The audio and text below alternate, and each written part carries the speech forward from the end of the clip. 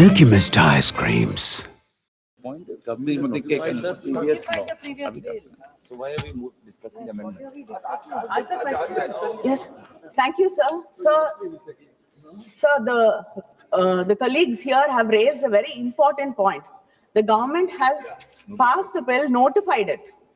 And what is the point? Last night at nearly at around 10 o'clock. And what is the point in the discussion over here after you've notified it? Yes.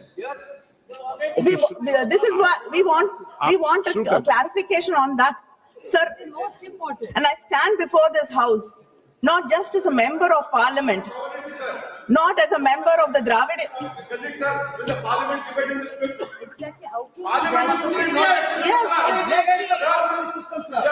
They are not supreme. Parliament.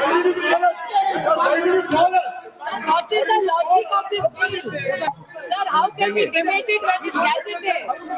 Owaisi साहब मैंने यहाँ पर रखी ना आपसे इस पे कर रहा हूँ मैं अभी कराते हैं अभी करते हैं अभी करते हैं सब करा दें अभी ओवैसी जी अभी करते हैं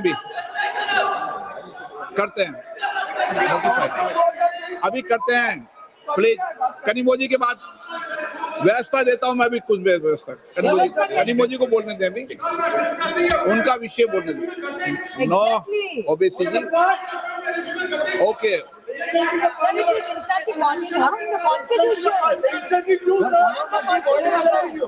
कनिमोजी को बोलने दें Well, a clarification. Gaurav ji अभी करते हैं अभी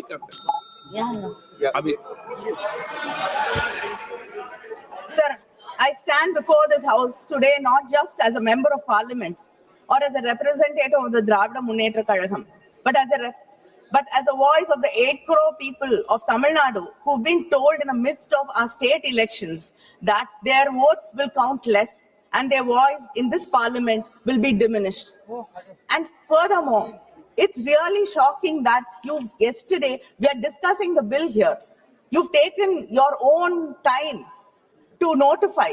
And yesterday, when we discussed, you've called us here, we are discussing the bill here, and then what is the need and what is the necessity to notify it yesterday? What is the meaning? What is the respect you have for this house? Sir, the government has introduced 3 bills in this special session, called in haste and timed to disrupt the ongoing elections in my state and many states. And I rise to oppose these bills on the behalf of my party and my state. Let me start by saying that these 3 bills, disguised as if they are in support of the reservation of women, constitute the single greatest assault on Indian federal structure. Let me begin at the beginning, because this government always counts on the public not knowing the history. The history of the delimitation in India is at its heart the history of a promise made by the parliament to the people of the southern states, Tamil Nadu, Kerala, Karnataka, Andhra Pradesh and Telangana. 5 states which have resisted the onslaught of the Bharatiya Janata Party and have stood out as role models for inclusive development. The delimitation process began in 1952, soon after the Republic was founded. It was a constitutional solution to a demographic problem. How to balance the population growth with fair representation. All of us abided by the constitutional suggestions in Article 82 and 170. By 1973, when the 3rd Delimitation Commission had completed its work, there was a push for population control also. This national population policy was brought across the country to contain the growing demographic population, and it was exploding actually. So the first freeze on delimitation took place in 1976. This was fixed for a period of 25 years based on the 1971 census. Let us not forget that it was the Congress government, Madam Indira Gandhi's government, that recognized this issue and brought the bill. In the 1976 42nd Amendment, Parliament froze the total number of Lok Sabha seats to 543. This freeze was not a technical detail. It was a constitutional compact a promise made to every family in India and South India that compliance with objectives of the national policy would not cost them their political voice. Over time, Southern India, Tamil Nadu, Kerala, Karnataka, and Andhra had begun to invest in schools, hospitals, women's health.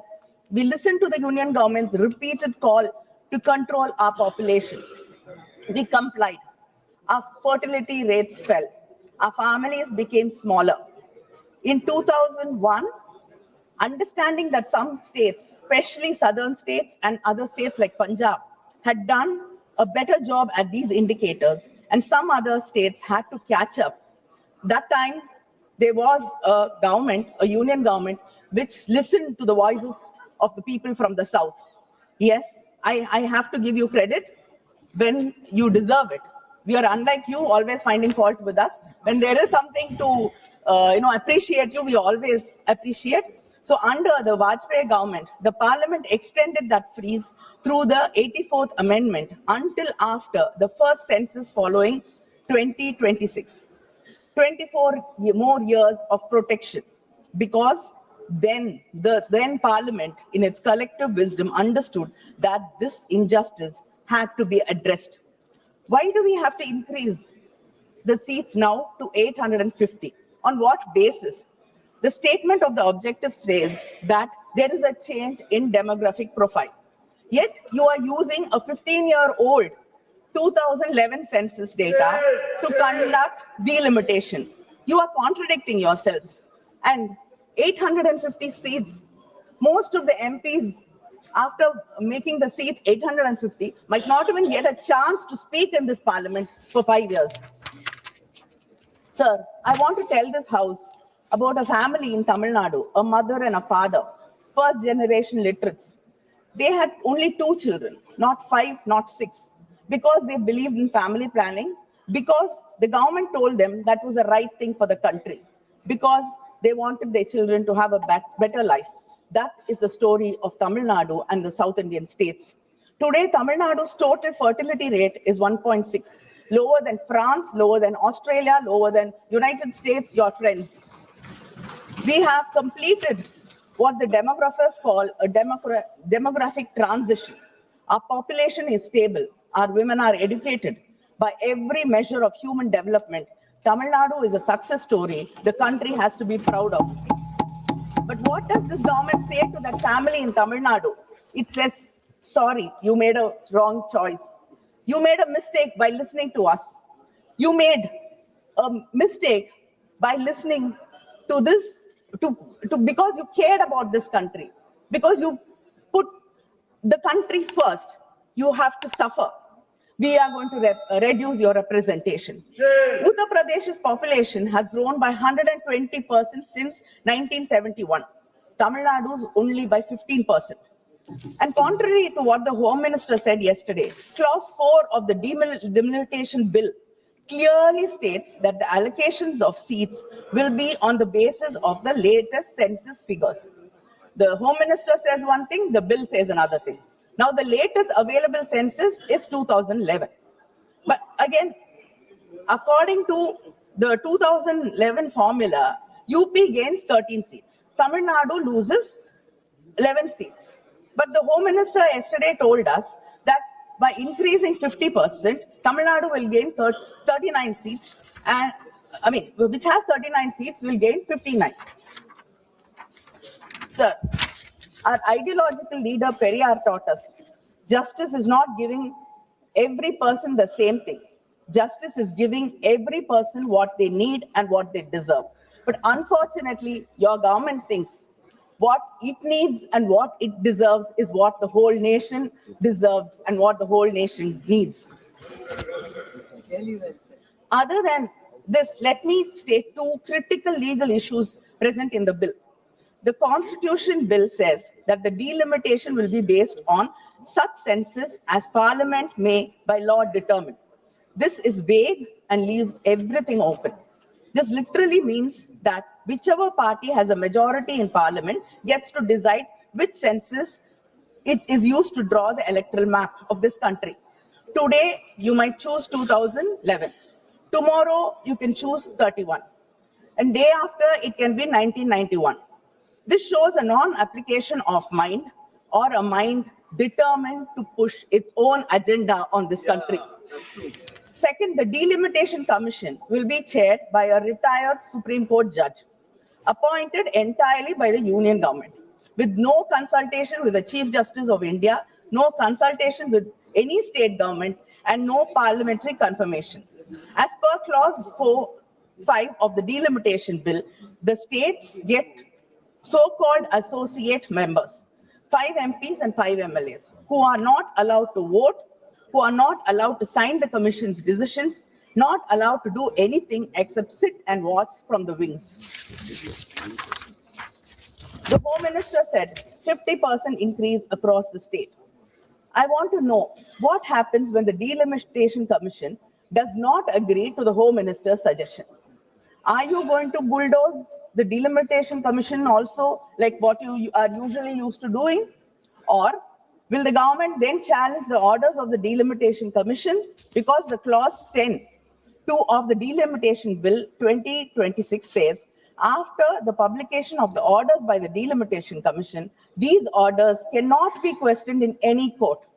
Where should we go seeking for fair delimitation in such a case situation? Where is our guarantee? The Constitution in Article 368 says that amendments affecting the representation of states in parliament must be ratified by at least half the state legislatures, not just passed by parliament, ratified by the states. If this government is so confident that the delimitation bill is fair, why don't you place these bills before the Tamil Nadu legislature, before the Kerala legislature, before the Karnataka, or before any legislature? If the government truly believed in cooperative federalism, the slogan they've used 1,000 times on different stages, why are you running away from the state legislatures? Have you even called for a meeting? Have you even consulted with the chief ministers? Have you even spoken to the states? Have you bothered? The government passed the Women's Reservation Bill in September 2023 with great fanfare. The Prime Minister called it the civilizational commitment. But they put a condition in this very act. Women's reservation would only work after the 2021 census, which is not scheduled to happen till next year. When was the 2021 census supposed to happen? In 2021. But what happened? You said because of COVID, you had to postpone the census. Then you said operational reasons we could not hold the census. And then by simply not talking about it, you did not hold the census. So the largest democracy in the world, the country that invented modern census, could not conduct census in this country. And now that it is politically convenient, they want to use 2011 census to redraw the map of the Indian democracy. They postponed the census and now they are rewarding themselves with the old census. Sir, I really admire. You're the only government which can turn its failure into a political advantage. Look at when this special session has been called in the midst of election of 5 states. And to speak about timing, because timing is everything in politics.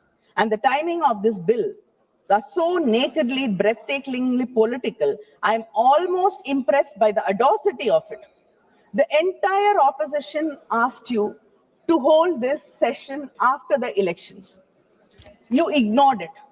And yesterday you told us that giving women their rights, bringing these bills are of utmost urgency. You cannot even wait for 2 weeks. But you came to government in 2014. The entire opposition has been requesting you to bring the Women's Reservation Bill. All the leaders in the opposition have written to you. Our leader, our Chief Minister, M.K. Stalin, has written to the Prime Minister saying that the bill should be passed.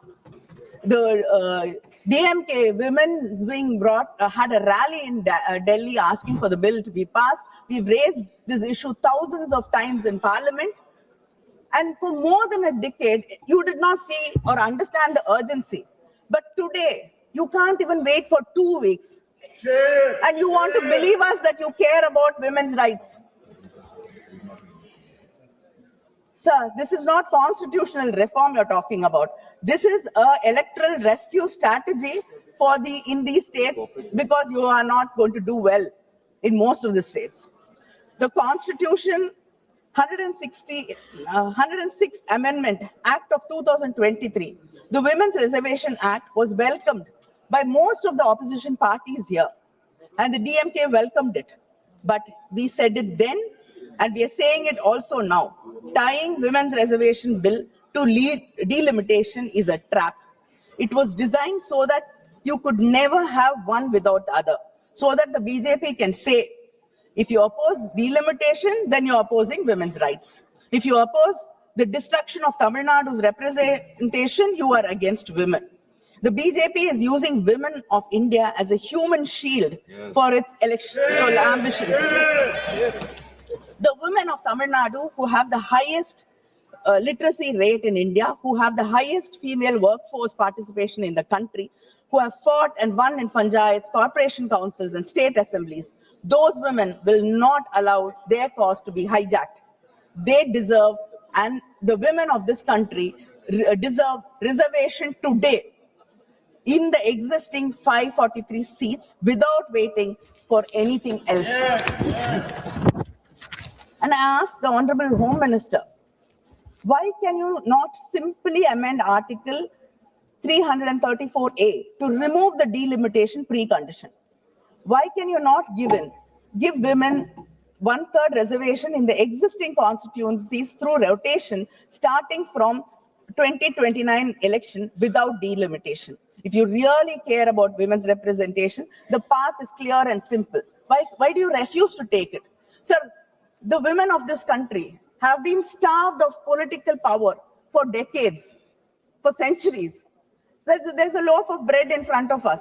We are saying we are starving. Share it with us. But the government is saying, no, you cannot disturb this loaf. We cannot touch it. Wait, we will bake a huge cake and then we'll bring it and then give you a small portion of that. Yes. How does it make any sense? And is this your civilizational commitment? The women of this country have been working hard all their lives. They protected their families, they protected this country, they've sacrificed for the nation. And yet, all their hard work goes unrecognized and not respected because you want to tie it with delimitation. Sir, my friends across the aisle will accuse me of creating fear. But the real dangers of this bill are that our Constitution and Article 368 requires 2/3 majority in Parliament to amend it. 2/3. That's not a small number. It was designed to ensure that no single region, no single language group, no single community could change the fundamental rules of India without broad consent from across this great nation. But what happens after this delimitation? Right now, in this house, we have 543 MPs. 2/3 majority is 362. Let us say the seats are increased to a maximum of 850 MPs as per the Home Minister's assurance, 50% increase across the states. Then the total number of seats would be around 816. Uttar Pradesh, Bihar, Madhya Pradesh, Rajasthan, Haryana, Uttarakhand, Chhattisgarh, Jharkhand, these states together will hold somewhere between 400 to 420 seats in an expanded 816-seat Lok Sabha. 2/3 threshold in an 816-seat house is 544 seats. Add the smaller BJP-aligned states like Gujarat, Himachal, or whatever, and the arithmetic becomes terrifyingly clear. The heartland can approach a constitutional amendment majority without a single vote from Tamil Nadu, Kerala, Karnataka, Punjab, Andhra, Telangana, West Bengal, or the Northeast. So this is your plan. The collective bargaining power of the southern states will be effectively reduced. Their voices are not even required for fundamental changes in the constitution. This will create an environment where the policies of the union government will be pushed down on the people who believe that this nation should remain a secular democracy. This bill looks like a prelude and a facilitator for your future agendas. And moreover, the southern states will stand to lose out on the president's election as well. Article 55 governs presidential election vote values. Changing population definition here will alter the vote value of each MLA and MP in presidential elections, giving more electoral weight to MLAs from states that gain seats through delimitation. Directly affects the federal balance in the presidential polls. This bill, sir, is ambiguous in the least, misleading, and it has no clarity or purpose. Let us see an illustration of through the Tamil Nadu share of seats in Lok Sabha. At present, we have 39 seats. As per these bills, which say 2011 census will be followed, it will become 32 seats. Given there is no change to the 543 seats. If the maximum seats are increased to 850, as the Home Minister told us yesterday, Tamil Nadu will gain 48 seats. But if the seats are increased, if the maximum seats are, if the seats are increased to 50% across the states, as Home Minister says, it will get around 59 seats. Now I ask the Home Minister, which of the above scenario will happen? Whether 2011 census or it will be just increased based on 2011 census or what the Home Minister said. These are three different numbers. I would like to know, we like to have a clarity on which will happen. We want, and sir, we have seen in this house, in many debates, many promises have been made, many assurances have been given. And all that has melted into the polluted air of Delhi. Nothing has seen the light of the day. Sir, we request you to bring it into and make it a part of the bill, whatever assurance it is. And data says that this government, nearly 80 to 90% of the assurances given by this government in the floor of the house are never seen through. Tamil Nadu Chief Minister M.K. Stalin has built a joint action committee of democratic parties and state governments to fight this delimitation. We have held all-party meetings in Chennai. We've passed resolutions. We have written to the Prime Minister. We have demanded that Parliament not rush these bills through in a special session called without adequate notice, without standing committee examination, without even the courtesy of consulting the states whose future is being decided. The Prime Minister has not met us. The government has not convened a meeting in the National Development Council. The Interstate Council, which exists exactly for this reason, has not been convened. Instead, they called a special session of Parliament and scheduled these bills for passage in a matter of few days. Sir, this is not cooperative federalism. This is just calculative politics. In S.R. Bommai and versus Union of India 1994, the Supreme Court has stated that states have an independent constitutional existence and they have as important role to play in the political, social, educational and cultural life of the people of the Union. They are neither satellites nor agents of the center. In the Rameshwar Prasad versus Union of India 2006, the Supreme Court held that the basic principles of federalism is that the legislative executive authority is partitioned between the center and the states, not by any law to be made by the center, but by the Constitution itself. That is what the Constitution does. The states under our Constitution are in no way dependent upon the center for their legislative or executive authority. The center and the states are co-equal in this matter. Unfortunately, this government does not recognize the rights of the states. It simply thinks we are here to serve the masters in Delhi according to their diktat.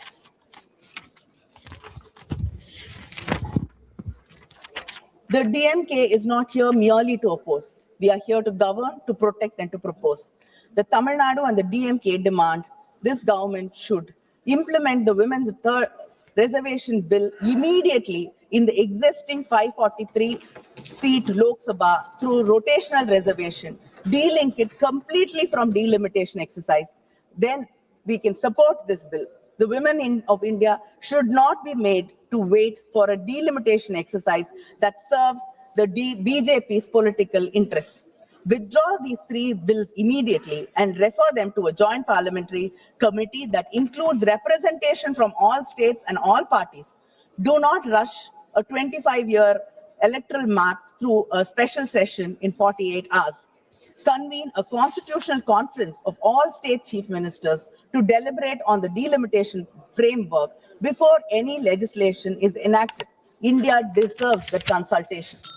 And our chief minister, our party president, sir, yesterday has promised the people of Tamil Nadu that not one seat will be lost on his watch.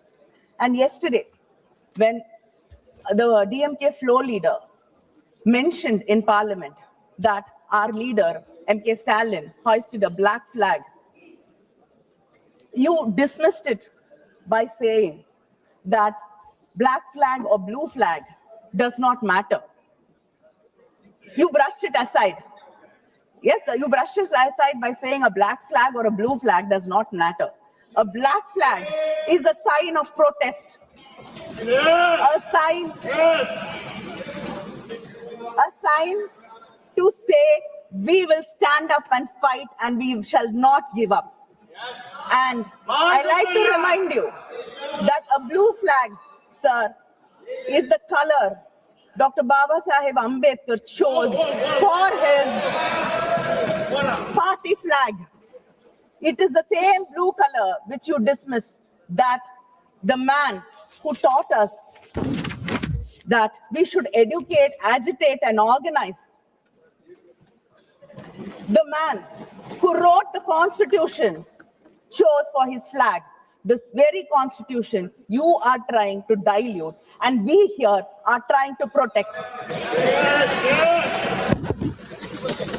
And sir, and the Prime Minister yesterday, when he saw us in black, he said that he was reminded of a black dot or tika, yeah, and it is there to drive away evil forces, evil eye or evil forces or whatever. Yeah. Sir, I am surprised that people here who are there to protect Hindutva were not reminded of Kali, the goddess, the dark goddess who wears black. Yes. The feminine power, the woman, the goddess who is supposed to drive away ego, arrogance, and ignorance. And the same black color we have chosen to protest is the color of Periyar, our intellectual leader. He taught us self-respect. He taught us never to bow. He taught us fight till the end. And we will fight till the end. Sir, we oppose these bills in the name of our leaders, Arinyar Anna, Kalaignar Karunanidhi, who said, states are not a unit of the unitary state, but equal partners of a federation. In the name of our Chief Minister, MK Muthuvel Karunanidhi Stalin, who even in an article today has said that this bill should be withdrawn. A fresh bill should be introduced and placed in public domain at least for 3 months for wider consultation. He says, the moment calls for reflection, not expediency, deliberation, not haste. If the Constitution is to endure as a charter of trust, its amendment must be guided by principle anchored by fairness, restraint, and fidelity to the Republic's enduring integrity. Tamil Nadu போராடும், Tamil Nadu வெல்லும். நன்றி, வணக்கம்.